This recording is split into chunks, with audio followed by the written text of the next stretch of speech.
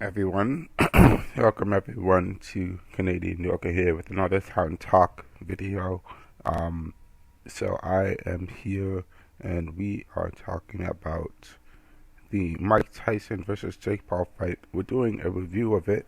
Um, so I just wanted to share this article that was done by ESPN.com and a follow-up article regarding the after effects of the fight that happened. So on November 15th, Jake Paul fought Mike Tyson in Arlington at AT&T Stadium in Arlington, Texas at 9 p.m. And just to give a recap of what happened, Jake Paul, so the article was written by ESPN.com on November 16th, 2024. I'll definitely be putting this in the comment section below for people to check up on. So Jake Paul defeated Mike Tyson by unanimous decision in an 8-round heavyweight match at AT&T Stadium in Arlington, Texas.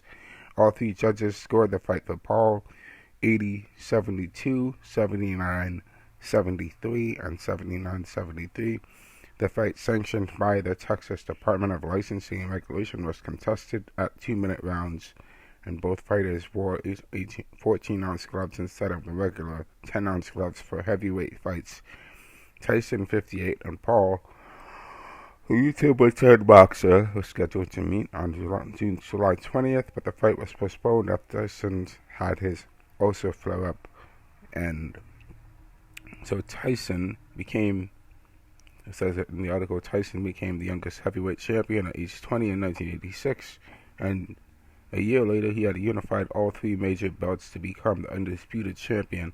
He made 6 defenses of the 3 belts until losing in a historic upset to James Buster Douglas by a 10th round knockout in February 1990. Paul, now 11-7, started his boxing career in 2020 with 6 consecutive victories, fighting mostly against former MMA fighters. Paul's only loss came against Tommy Fury in February 2023, but he has won 5 straight fights, including the decision over Tyson since. And on social media, so that's the article that is from ESPN.com, talking about Mike Tyson versus Jake Paul. And so many people have noticed, and I just want to give my thoughts about the fight. I did see the highlights. Highlights were some videos, and highlights were short, 4 minutes, 10 minutes videos. And I noticed that in the fight, and according to the highlights, because I didn't see the whole fight, but I did notice that Mike Tyson was swinging at first in the first round, but as the fight went on, he was tampered down. He really tampered down his punches and was not punching as ferociously as you do see him punching in his training videos. And so Jake Paul was the one swinging more at Tyson. And there was a moment, probably in the middle of the fight, where Jake Paul really got Tyson good and almost knocked him out. But a win is a win for Jake Paul. So Jake Paul won. That's to say what happened. I would say that the fight would be somewhat disappointing because we were expecting to see a lot of action happening in the rounds, because we only have 2 minutes to swing arms and stuff. But there we are with that. Continuing though, there was a follow-up with the Mike Tyson fight, because what happened was that Netflix is actually facing a class action lawsuit over the Mike Tyson and Jake Paul fight. And according to the article, this article is written by awfulannouncing.com.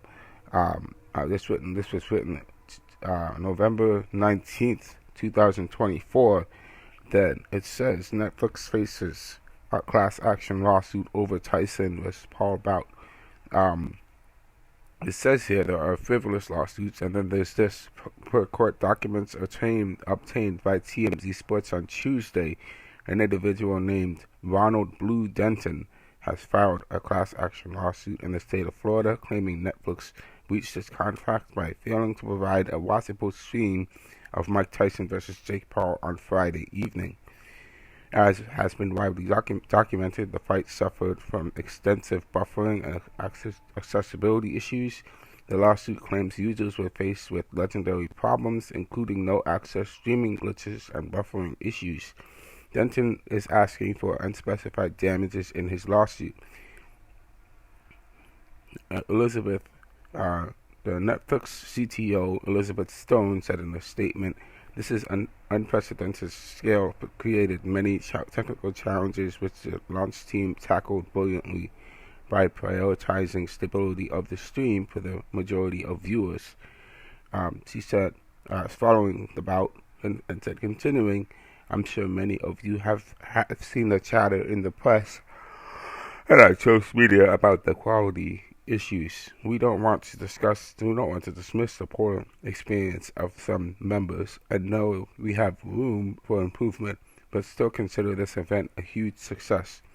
Netflix claims that the fight averaged 60 million viewers worldwide, so 60 million people watched this fight on Netflix, though that figure was not measured by a third-party firm like Nielsen, and thus should be taken with a grain of salt. The streamer also claims that the 108 million people watched at least 1 minute of the fight.